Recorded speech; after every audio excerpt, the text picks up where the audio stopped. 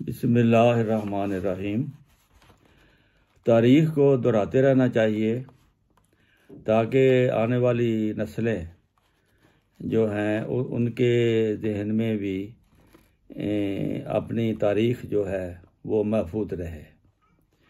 تو احمدیت کی تاریخ یہ ہے کہ حضرت مسیح موعود علیہ الصلوۃ والسلام نے اپنے زندگی میں اپنی کتابوں میں یہ لکھ چھوڑا تھا پیشگوئی کے رنگ میں کہ ایک زمانہ آئے گا کہ جماعت کو غیر مسلم اقلیت قرار دیا جائے گا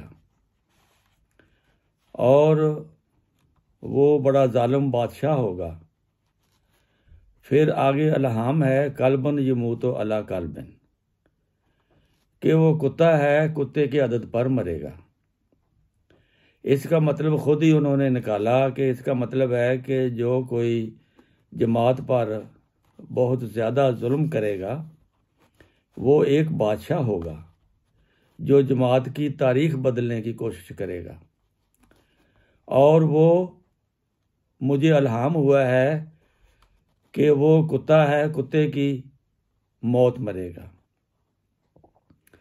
اب قلب کے معنی 52 ہیں، اور ساتھ ہی یہ تفہیم ہوئی کہ یہ وہ جو جب یہ فیصلہ کرے گا وہ شخص 52 سال کی عمر سے آگے نہیں بڑھے گا، اس سے پہلے ہی راہی ملک عدم ہوگا۔ تو یہ واقعہ 1974 میں ایک ایسا واقعہ ہوا کہ بادشاہ وقت نے یہ فیصلہ کیا کہ ان احمدیوں کو اس مسلمانوں سے الگ کر دیا جائے۔ چنانچہ اس نے 1974 میں پہلی اسلامی سربراہی کانفرنس بلائی، اور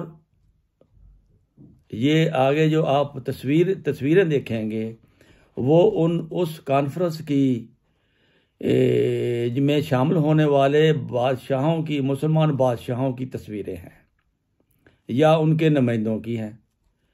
اور یہ شروع کس نے کیا تھا؟ ذوالفقار علی بھٹو نے، جس کے بارے میں یہی آیا ہے کہ قلبن یموت علی قلبن، وہ کتا ہے کتے کی عادت پر مرے گا۔ اور اس طرح جب یہ بھی لکھا ہے کہ جب امام مہدی آئے گا علماء ظاہر سے بڑھ کر اس کا کوئی دشمن نہیں ہوگا، اور امام مہدی کی انکار کی وجہ سے، کیونکہ اس کی انکار کی وجہ یہ ہوگی کہ ان کا اثر و رسوخ جاتا رہے گا۔ چنانچہ حضرت امام مہدی علیہ السلام فرماتے ہیں خدا سے مت لڑو، یہ تمہارا کام نہیں ہے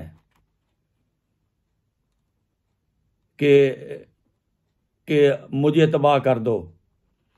وہ ہاتھ شل کر دیے جائیں گے جو احمدیت کو مٹانے کے لیے اٹھیں گے یا کل اٹھائے جائیں گے۔ تو آگے جو اب آپ تصویریں دیکھیں گے، تصویروں کے بعد پھر ان کی میں آپ کو تفصیل بتاؤں گا کہ کون کس سن میں اس جہان سے رخصت ہوا۔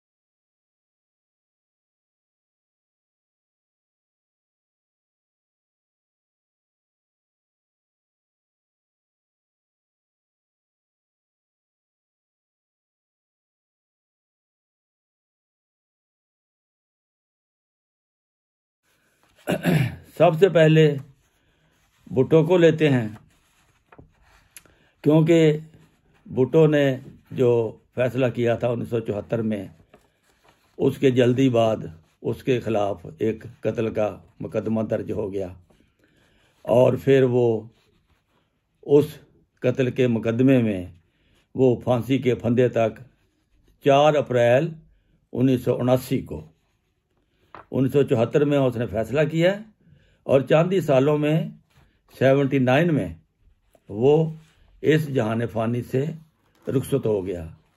4 اپریل 1979 کو جب حساب لگانے والوں نے حساب کیا، اس کی سالگرہ کا اعلان ہوا اخباروں میں، تو پتہ لگا اس کی عمر تو 51 سال ہے۔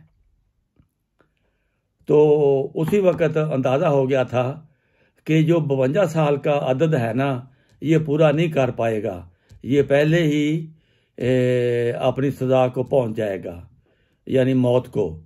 چنانچہ 4 اپریل 51 سال کچھ مہینے اس کی عمر تھی جب 4 اپریل 1979 کو اس کو پھانسی دے دی گئی۔ یہ سب سے بڑی پیشگوئی جو حضرت مسیح موعود علیہ السلام نے اپنی کتابوں میں درج کی ہوئی تھی کہ وہ شخص جو میری جماعت کا مخالف ہوگا اور ظلم کرے گا، وہ 52 سال کی عمر سے آگے نہیں بڑھے گا۔ چنانچہ ایسا ہی ہوا۔ ہم دیکھتے ہیں کہ بھٹو کی جو موت ہے وہ کس طرح ہوئی۔ اس کے بعد ضیاء الحق آ گیا۔ ضیاء الحق نے اسی فیصلے کو لے کر آگے بڑھانے کی کوشش کی اور کہا کہ یہ احمدیت ایک کینسر ہے، میں اس کو نکال پھینکوں گا۔ چنانچہ اس کا کیا حشر ہوا کہ وہ اگست 1988 میں ایک طیارے کے تباہ ہونے سے اس کا ٹکڑے ٹکڑے ہو گیا، اور یہ پیشگوئی وہ بھی پوری ہو گئی۔ اور خلیفہ رابعہ نے جو چند ہفتے کہا تھا کہ خدا تیرے ٹکڑے ٹکڑے کر دے گا، وہ 1-2 ہفتے کے اندر ہی ان کی یہ پیشگوئی بھی پوری ہو گئی خلیفہ رابعہ کی، کہ اس کے ساتھ اس کا مباہلہ تھا، اور یہ اعلان کیا تھا کہ خدا اس کے ٹکڑے ٹکڑے کر دے گا، اور خدا نے اس کو اس طرح ٹکڑے ٹکڑے کیا کہ اس کا طیارہ تباہ ہو گیا اور اس کے ٹکڑے ٹکڑے ہو گئے، بلکہ اس کی لاشوں کا بھی صحیح نہیں مل سکا۔ پھر اس میں شامل ہونے والے افغانستان کے صدر تھے اور اس کو 1978 میں قتل کر دیا گیا۔ اور تیسرے الجیریا کے صدر محمد بن ابراہیم، یہ بھی اس کانفرنس میں موجود تھے، اور وہ 27 دسمبر 1978 کو ایک خون کی پر اسرار بیماری کی وجہ سے مر گئے۔ اور اس کے بعد شاہ فیصل بھی اس کانفرنس میں موجود تھا، اور وہ 25 مارچ 1975 کو ان کے بھتیجے نے سال کے بعد ہی ان کو قتل کر دیا۔ 1974 میں فیصلہ کرتے ہیں، اور 1975 میں وہ بھتیجا ان کو گولی مار کر قتل کر دیتا ہے۔ پھر آ گیا فلسطین کے صدر یاسر عرفات، ان کو بھی 1975 کو فرانس میں ہسپتال میں داخل ہونے کے باوجود زہر دے کر قتل کر دیا گیا، یہی مشہور ہے۔